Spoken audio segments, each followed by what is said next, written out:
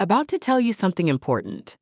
In 2002, a large medical study was published, and almost overnight, millions of women were taken off a treatment that had been helping them feel well.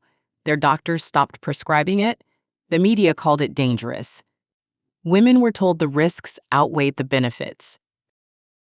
That study was called the Women's Health Initiative, and it changed the course of women's health care for more than 2 decades. There's just one problem. The conclusions that panicked the world were based on a fundamental misreading of the data. The women in that study were, on average, 63 years old, more than a decade past menopause. They were not the women HRT is designed to help, and the type of hormone used in that study is not what is widely prescribed today. In the years since, the original researchers have walked back many of the headline findings. The medical community's understanding of HRT has been substantially revised. And yet, the fear never fully left. Women are still being denied this conversation. Women are still suffering needlessly because their doctors are working from information that is 20 years out of date. This video is about changing that. Before we go further, I want to be clear about what this video is and what it isn't. This is not me telling you that HRT is right for everyone. It is not. There are genuine contraindications, specific medical situations where HRT is not appropriate, and those matter. Only you and a qualified doctor can make this decision for your individual body. What this video is a thorough, evidence-based walkthrough of what the current science actually says, so that when you walk into that appointment, you are not at the mercy of whatever your doctor happened to learn in medical school 20 years ago. You are informed, you are prepared, and you can ask the right questions.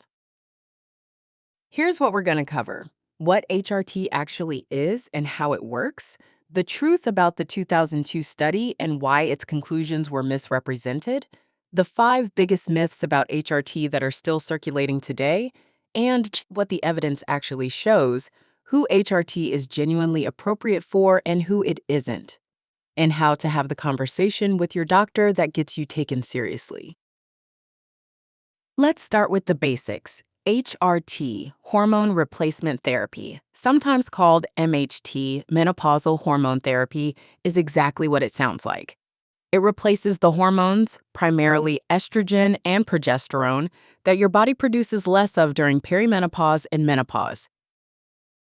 The goal is to relieve the symptoms caused by that hormonal decline: hot flashes, night sweats, sleep disruption, mood instability, brain fog, vaginal dryness, joint pain, and to provide longer-term protective benefits for bone density, cardiovascular health, and cognitive function.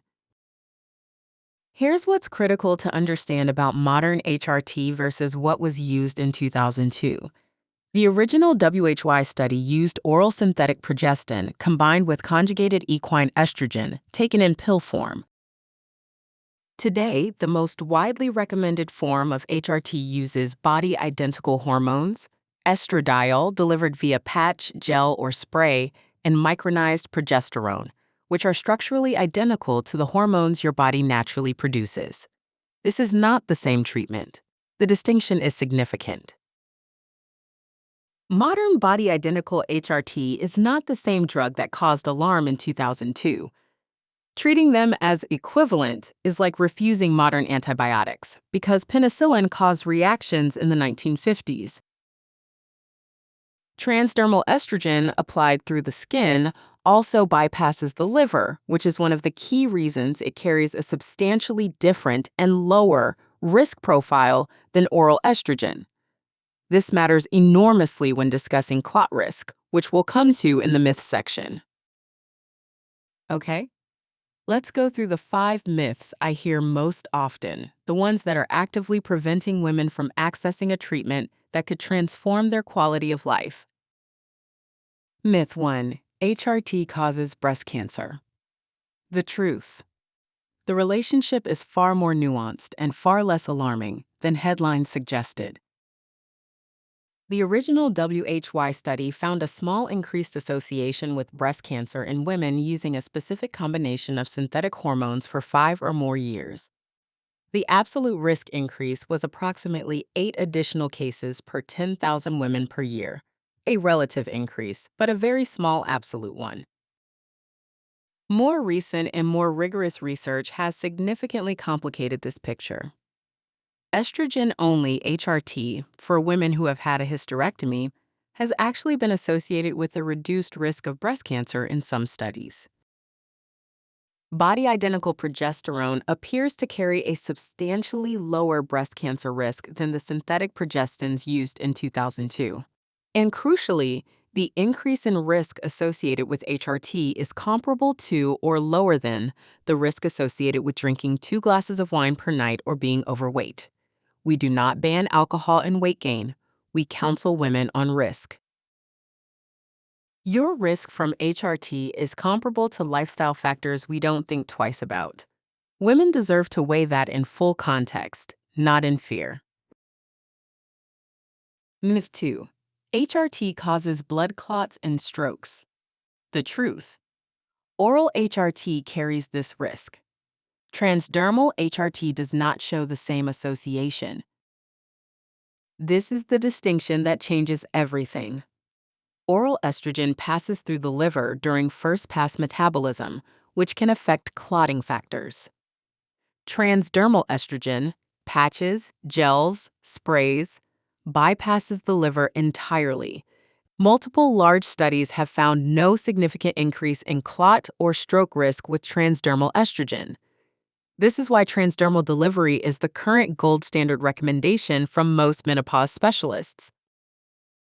Myth 3. Once you start HRT, you can never stop. The truth, HRT can be stopped at any time with appropriate medical guidance. There is no pharmacological dependency created by HRT. You can stop, you can taper, you can take breaks. When you stop, menopause symptoms may return because the underlying hormonal change hasn't gone away. But that is a conversation about symptom management, not dependency. The choice to continue or stop HRT should be revisited regularly with your doctor. It is not a life sentence. Myth 4. Natural remedies are safer and just as effective. The truth, most have limited or no clinical evidence, and natural does not mean safe.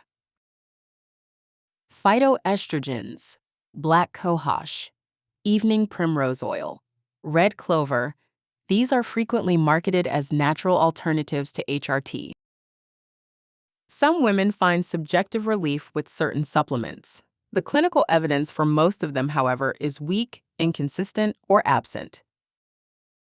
More importantly, natural is not a synonym for safe or effective. Arsenic is natural.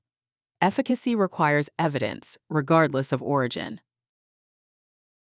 If you choose to use supplements alongside or instead of HRT, that is your right.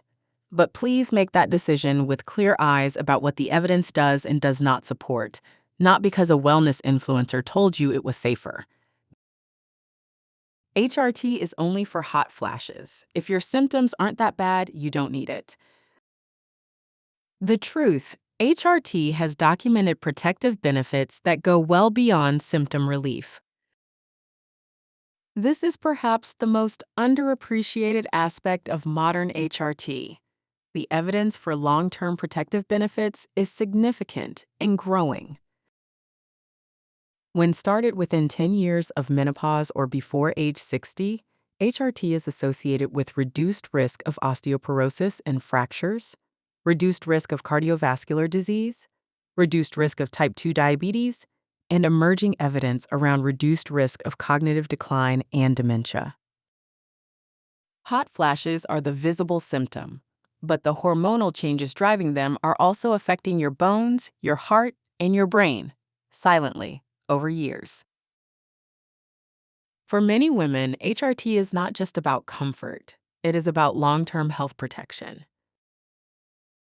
HRT is not for everyone, and I want to be completely clear about that.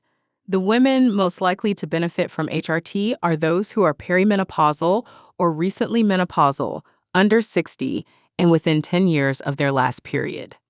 For this group, the current evidence supports that benefits outweigh risks for most women without contraindications. Women who should approach HRT with caution or avoid it entirely include those with a personal history of hormone receptor positive breast cancer, unexplained vaginal bleeding, active liver disease, or a history of blood clots, although even some of these situations may be navigable with specialist input and the right delivery method. The key word throughout is individual. Your risk profile, your symptom burden, your values, and your medical history all factor into this decision. The point of this video is not to tell you that HRT is definitively right for you. It is to ensure that when you sit down with your doctor, you are having a 2026 conversation, not a 2002 one. First, use the right language. Ask specifically about body-identical HRT or transdermal estrogen and micronized progesterone. These terms signal to your doctor that you are informed. They also shift the conversation from a blanket HRT discussion to a specific evidence-based one. Second, bring your symptom record. Write down every symptom you are experiencing, how long you've had it, and how severely it's affecting your daily life. Concrete, documented information is harder to dismiss than a general, "I haven't been feeling well." Third, ask directly, based on current evidence, am I a candidate for HRT? If your doctor's response is based on the 2002 WHY study without acknowledging subsequent research, you are within your rights to request a referral to a menopause specialist. Fourth, know that you can ask for a second opinion, always, without apology. This is your body, your health, and your quality of life. One doctor's reluctance is not a final answer. You do not need to accept the first no. You do not need to earn the right to be taken seriously. That right already belongs to you. Let me bring this home.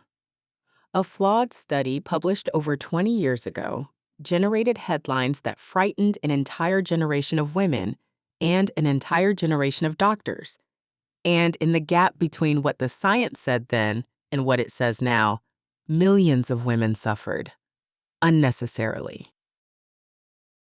You now know what HRT actually is and how modern formulations differ from what was studied in 2002. You know the 5 biggest myths and what the evidence actually shows. You know who it's designed for. And you know how to walk into your next appointment and have the conversation that gets you real answers. That knowledge belongs to you now. No one can take it back. I want to ask you something in the comments. Have you tried to have a conversation about HRT with your doctor? What happened? I want to know, and so does every other woman watching this video who is trying to figure out if their experience is normal. Because here's the thing. When we share our experiences openly, we close the information gap that the system has created.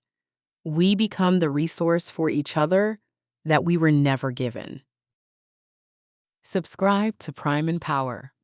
Share this video with a woman who has been told no without a proper explanation. She deserves better. You both do. I'll see you in the next one.